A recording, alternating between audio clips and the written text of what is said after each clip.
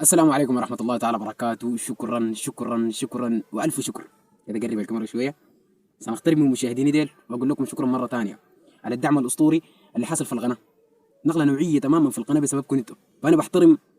يعني هي بسيطة جدا، لكن ده أنا يعني بالنسبة لي شيء كبير، وده بحترمه تماما. زول بيضغط لايك واشتراك ده براه مجهود كبير جدا، معناه قدر مجهودي وقدر التقديم اللي بعمله. ولو في أي حاجة جديدة أو إضافات ممكن اكتب لي في التعليقات. طبعا قصتنا مختلفة تماما.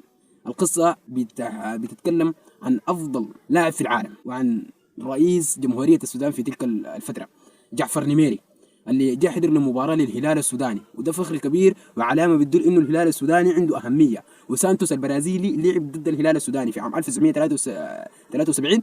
جاء اللاعب الأسطوري بيليه وسانتوس البرازيلي، هم كان بيلعب في الفريق ذاك. فعملوا مباراة ودية ضد الهلال السوداني. وفي تلك الفترة الجمهور جاء من الساعة 9 صباحا، يعني الجمهور ده سمع بالمباراة. المباراة كانت تقام الساعة يوم الاثنين، تقام الساعة 7 مساء. الناس اللي يحضروا من الساعة 6 صباحا تصدق لحد الساعة 9 صباحا. يعني آخر ناس كانوا بيجوا الساعة 9 صباحا. الملعب ده امتلأ على بكرة بيه. مباراة كانت قوية جدا، لكن في بعض الأشياء اللي أغضبت جمهورنا، اللي أغضبت الجمهور السوداني كثير كثير جدا جدا. وهو محمد علي جاك.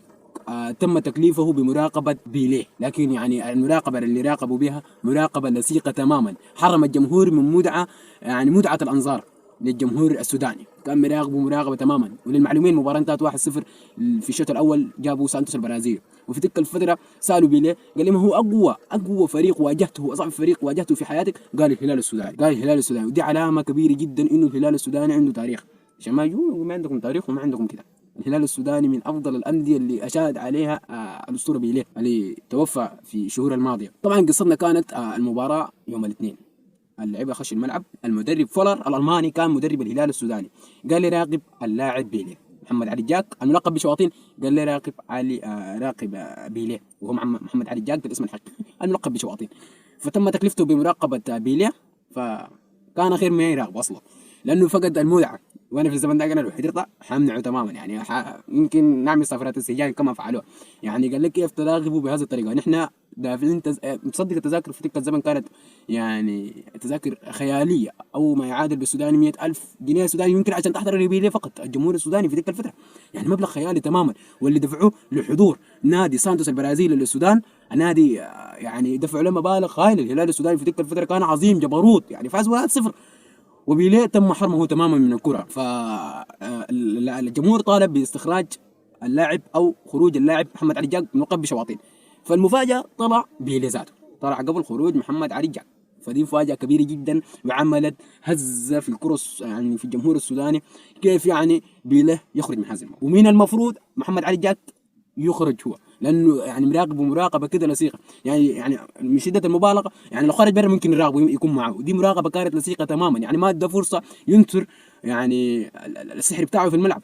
فدي مراقبه مستحيل. يعني أنا حتى لو في نهائي كاس عالم ما براقبه زي ده. لكن برضه بيليه اشاد بهذا. اللاعب قال انه راقبني بمراقبه جميله جدا، وما في مدافع كان بيراقبني بالطريقه دي. فدي برضه اشاده جميله لمحمد علي جاك، من افضل يعني المدافعين في تلك الفتره. في السبعينات المباراه كان حضرها جعفر نميري، الرئيس السابق جعفر نميري رحمه الله.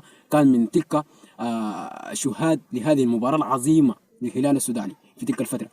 فدي كانت قصتنا الليله. فان شاء الله يعني قصه خفيفه لذيذه، قلت اسهر عليكم واشكركم. لو عجبتك لايكك والشير والاشتراك.